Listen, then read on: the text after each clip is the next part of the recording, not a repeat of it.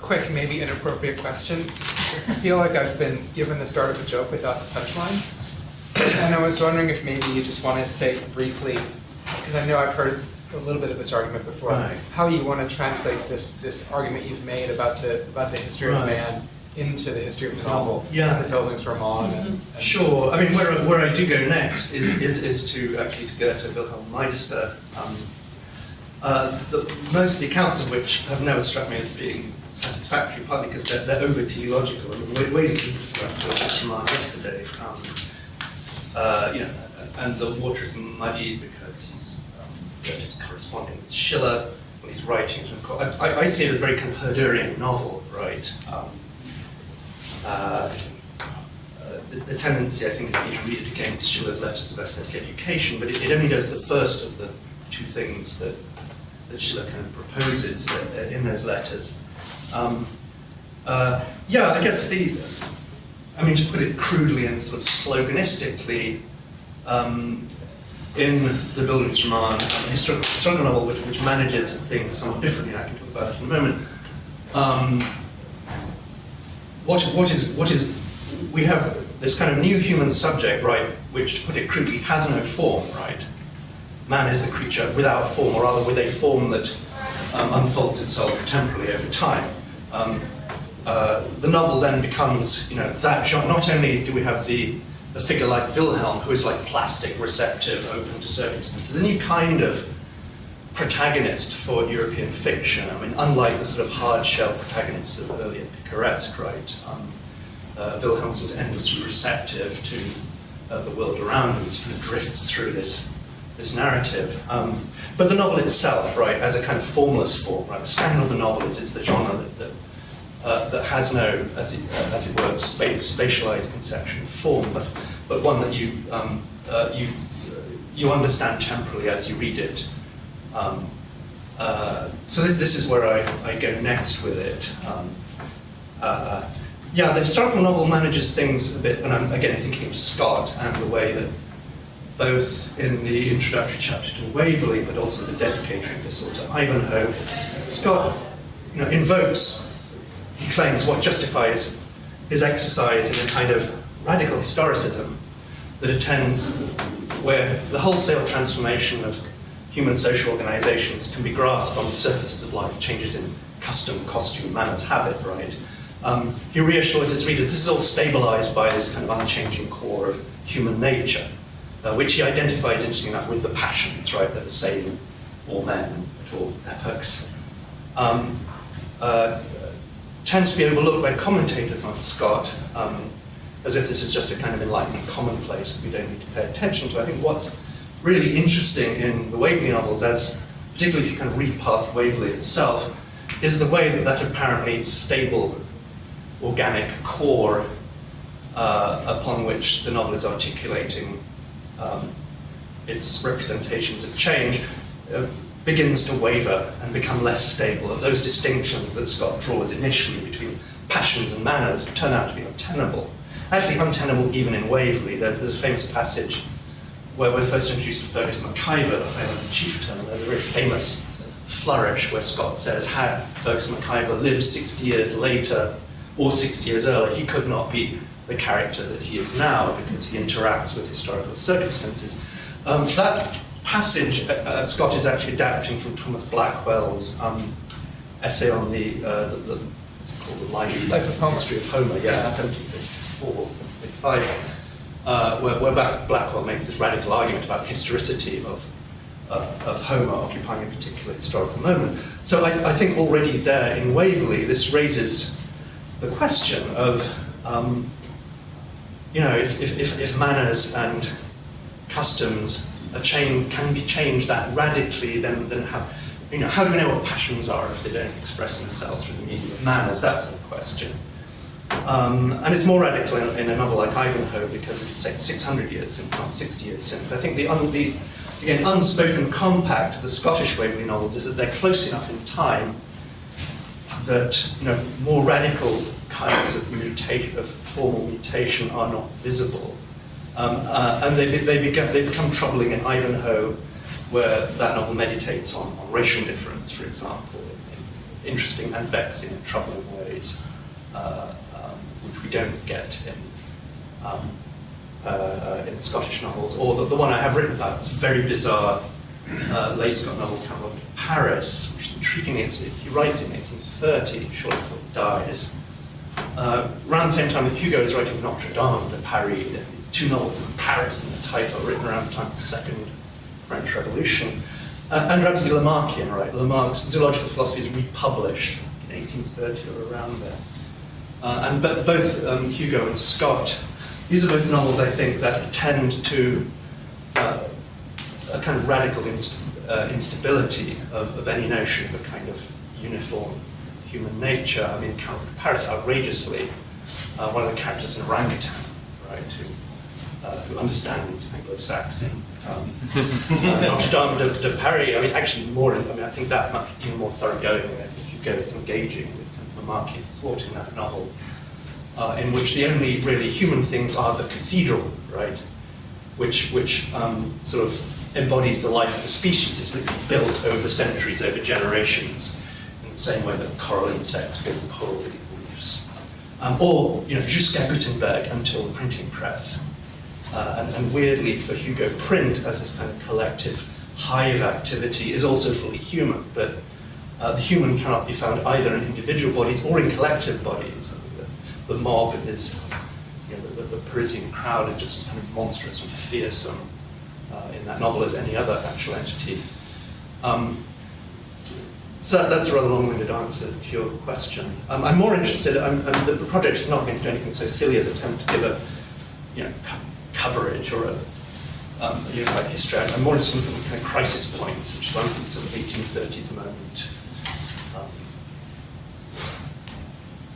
Yes? Can I ask you, one, to say a little bit more about race and Ivanhoe? Yeah. And then also how this trajectory you're chasing from Buffon up to Darwin Right. Informs, or how the similar concerns inform the way that race operates in Ivanhoe. Right. Yeah, I mean, one of the kind of all-time worst book titles is a sort of polemical book by Wyndham Lewis, published in the 1930s, called "The Jews Are They Human?" Unfortunate. And actually, it's supposedly supposedly contesting Nazi anti-Semitism, but really bad title. Yeah, Scott says in the dedicatory epistle, our ancestors were not more different from us, surely, than Jews are from Christians. And of course, the novel that follows keeps vexing that difference, right? Isaac and Rebecca particularly is the most fully human figure in the novel, right? She's more Christian than the Christians, who the only thing they have in common is their anti-Semitism. And she's more sort of chivalric than the knights, right? Ivanhoe spends most of the novel flat on his back, and the others are all wicked barons. And she's a figure who cannot inhabit the present, right? The Jews get sent into exile, or they go into exile, but they go to the court of Boabdil, king of Granada, who is the last of the Nasrid sultans of Granada before the Reconquista in 1492. So it's this weird, brilliant sort of, they're not just going to Spain, they're leaping 300 years into the future. And Scott is saying something about this kind of lost utopian potential for humanity that Rebecca embodies, that this English, this rather diminished, domestic, stunted little mean-spirited English nation closes its ranks, the novel cannot find time for. So yeah, she is fully human, and she refuses conversion throughout the novel. So the model of Christian universal history, right, which is on a large world historical scale the kind of story that Scott appears to be telling, right, of the absorption and assimilation of ethnic differences into, a nation, is actually being repudiated at this sort of, meta-historical level. What's troubling in the novel, I think, for modern readers is the way that the stand-ins for the not fully human characters are the Moorish slaves of the Templars, these demonic figures who prepare the bonfire to burn Rebecca in the trial scene at the end of the novel. So I think, Ivanhoe's a really interesting meditation, and it's not clear, and I think the strength of the novel is it's not clear what constitutes race, right? These categories are sort of up for grabs. It's certainly not a biological category in that novel. I think Scott's playing with the idea in quite kind of Paris, which is set in Constantinople during one of the Crusades. And there's a way that Constantinople, the the Paris of the ancient world, the decadent world, cosmopolis, accommodates all these weird sort of speciations. There's a way that in that novel, religious difference slides into an embodied racial difference, and racial difference slides into species difference. That there's sort of radical instability of all these ways of accounting for what constitutes the human. Ben. Oh, hey, sorry. Thank you very much for the talk. And I was actually particularly fascinated by this concept you raised at the end of Herder with his leap into fiction. Right. And I mean, what sort of struck me about this is this seems to be kind of a narrative that keeps coming back, right? So you've got Kant critiquing Herder, you've got Lyle critiquing Lamarck. Right. And in actual fact, when it comes to 1859, you've got a series of fairly prominent, actually, historians and philosophers of science. Right. Whewell, Right. Herschel, all these kind of figures who are kind of critiquing this sort of evolutionary logic, Right. precisely because it's not good. It's conjecture, yeah. It's conjecture, and it's also not good induction. Right. And I think what really kind of interests me about this is, you say that Kant may have won the battle but he lost the war. And I'm kind of wondering how it is that the conjectural fictional history manages to win a war against all odds, Right. against the sort of established model of induction, Right. and what are the kind of social conditions necessary for this narrative fictive model to actually come to have epistemic weight in this kind of. That's a great question, and I think you're pointing to my own, sort of heuristic teleology. It's a bit naughty to wave Charles Darwin around as if Herder was right because he somehow vindicated. That really is not legitimate. But you're absolutely right. This doesn't go away. It keeps coming back, and it's still with us, right? I mean, all sorts of ideological camps have their version of human nature or human origins, their conjectural histories. Yeah, and I think Darwin himself is, I think one of the payoffs is that, of course, Darwin himself is acutely self-conscious of the rhetorical problem, of how he's making his argument. He keeps saying, I'm conscious that natural selection is a metaphor. Even more so after the origin has come out and been debated. There's a wonderful passage in the domestication of plants and animals, where he introduces epigenesis, right, which really is a fantastic fiction. Where again, he sort of apologizes for using these heuristic fictions and metaphors, but you can't get around them, that's the nature of language. He does, at the end of the origin, look forward to a time when, he says, terms that have been used figuratively or metaphorically will become literal, thanks to my theory, right? Particularly terms of genealogical affinity, which have been used as metaphors in taxonomy, are going to be real.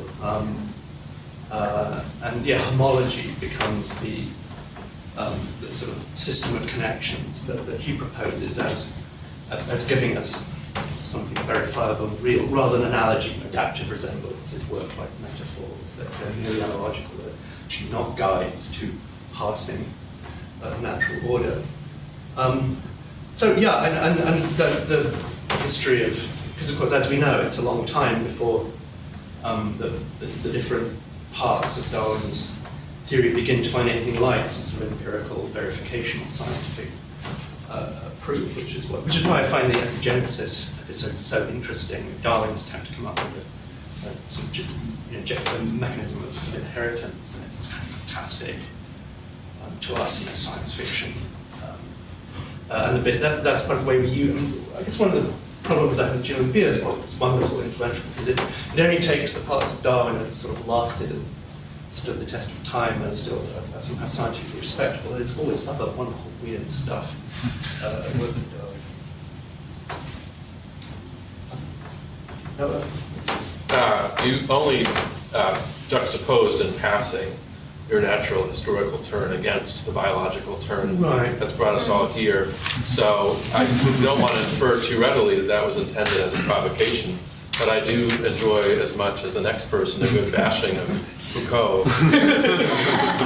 too rigid periodization that sort of erases the 19th Right. century history of natural Right. history. What I want to ask, without forcing your hand on that point Yeah. necessarily, although I'd love to hear what provocation you see there, from the point of view of this juxtaposition, an idea like the natural historical turn seems like a recovery project of sorts. And the advantages of such recovery might be that it leaves you innocent of the anachronism that might be employed, that might be implied by a biological treatment of the novel, let's say, before biology.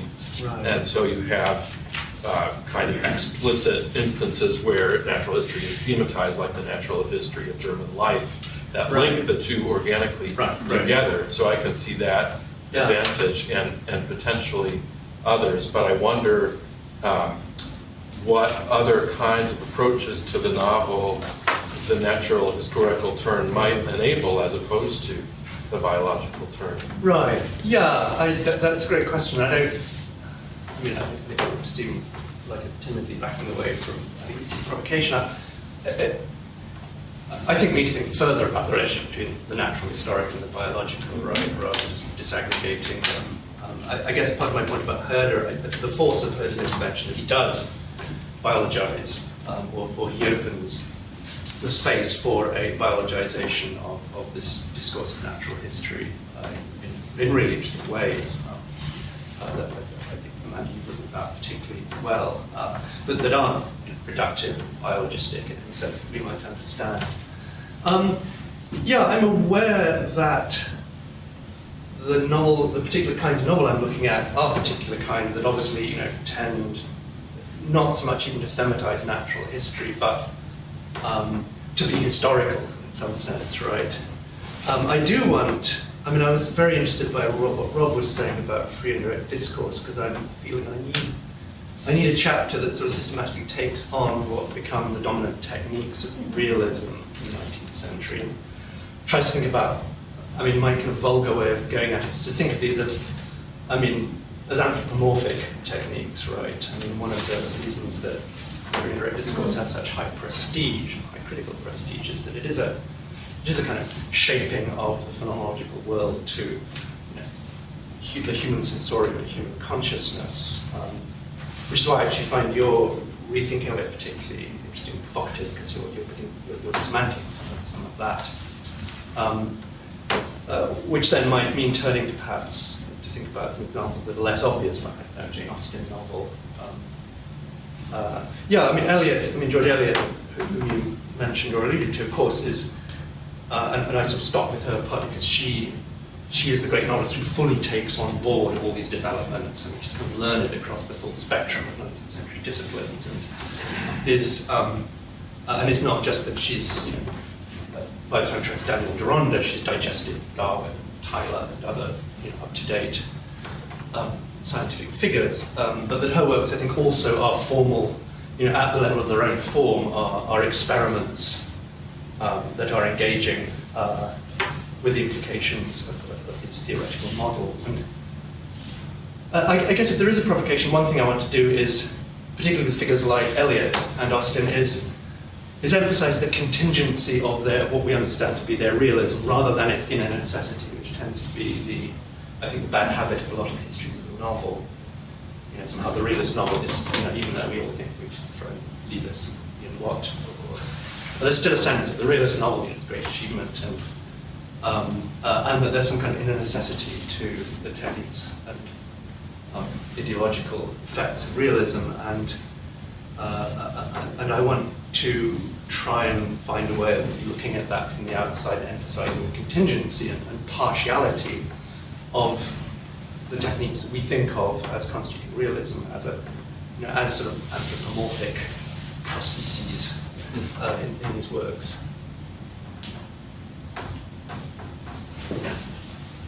Well, this is just sort of not thought out and maybe doesn't have anything to do with what you're saying, but you made me think of this, so cheerful. Suppose we take something like The Voyage of Beagle as a kind of novelistic writing, okay? And rather than dealing with something that is already determined to be fiction. Yeah. Okay.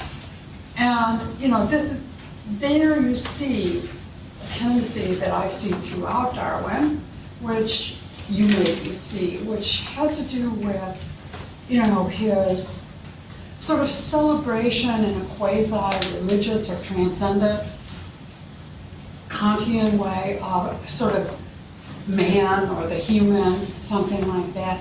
And then on the other hand, his sort of acute, inexplicable reaction to the Fuegian. Yeah. Okay, when he actually encounters something that he believes biologically that he has traveled superseded. Right, yeah. So, it seems to me like people say, well, okay, this is just BS. Darwin is trying to not to offend people who believe in God. Or alternatively, people say, well, he really did. He was going to be a cleric. He couldn't quite give up. He couldn't completely imagine himself inhabiting the world without God, which I absolutely don't believe. But, this seems to me, this legacy of natural history versus biology that you're talking about seems to offer to me a more interesting explanation of this sort of double definition of man that continues, one rhetorically, albeit, the other sort of evident, Yeah. I don't know. Yeah, no, that's really interesting. I mean, I would want to think, rather than It was half thought out, but you made me think. Yeah. No, that's really fascinating. And that we know, Karen Schmidt has written very well about this, the way that this is an obsessive, this moment of encounter, the Tierra del Fuego, the end of 1852. And he feels guilt and... Right, and he keeps coming back to it, right? It's there, the great showpiece at the end of the Descent of Man. He invokes, in a very complex way, his first encounter with Fuego to a wild, broken shore. I think almost the most interesting one is it in the expression of emotions? Yeah. Where the Fuegian touches his cooked meat Right. and goes, yuck, okay? Because it's rotten food in his raw and cooked little schema. And to Darwin, the food is spoiled because the Fuegian has touched it, which seems to me just a wonderful moment. Right, I don't know, but Darwin I becomes think primitive, that by putting Darwin, rather than saying, okay, bye-bye natural history, here we are into biology, that you open a way of thinking about some of those really wonderful moments. Right.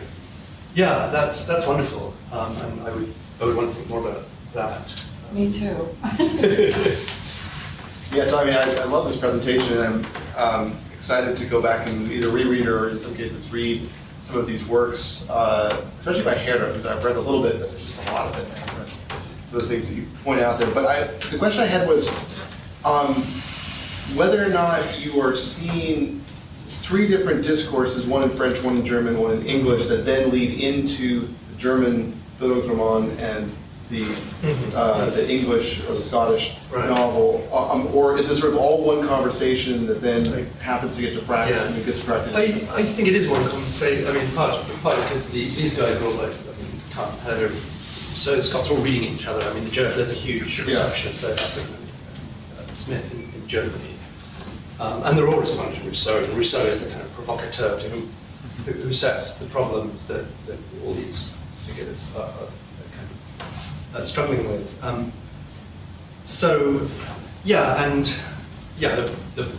The proximity of Goethe, who again knows is reading Herder, etc. There's that proximity.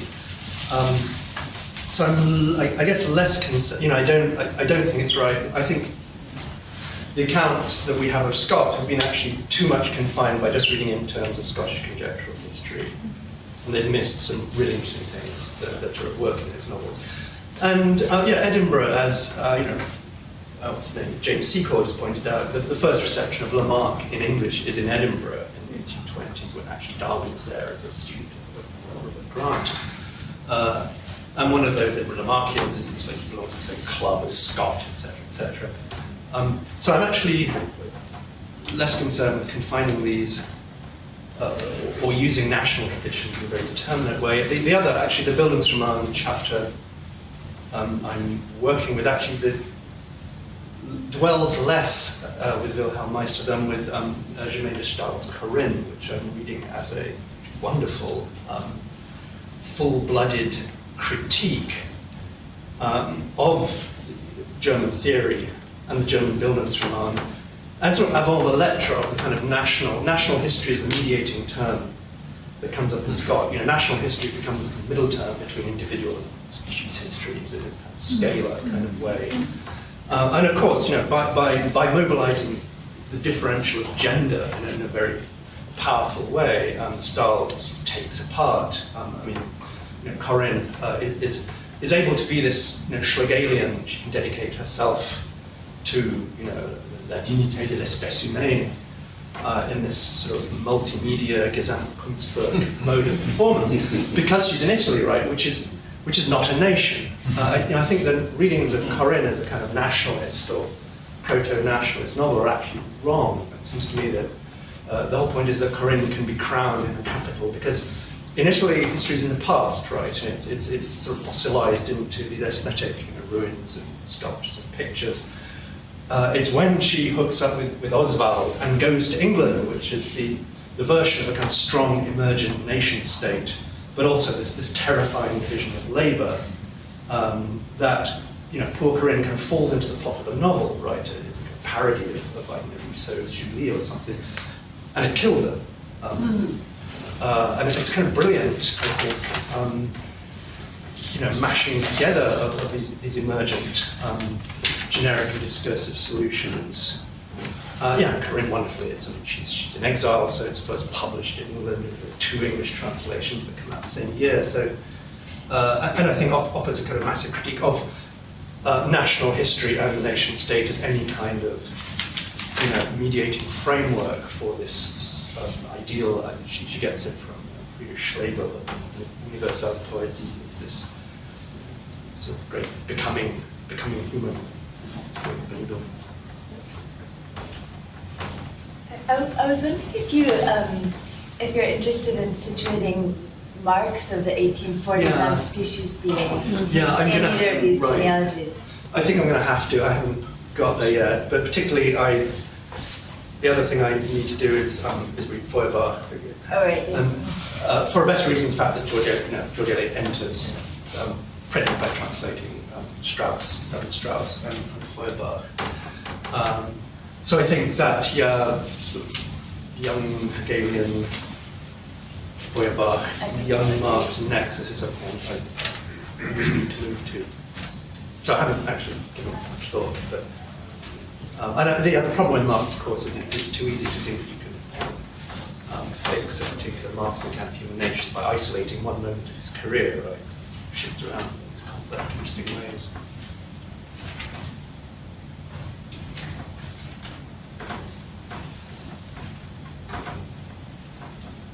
Anybody else?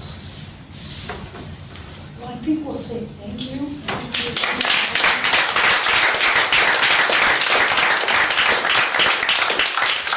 And please do come to the after party.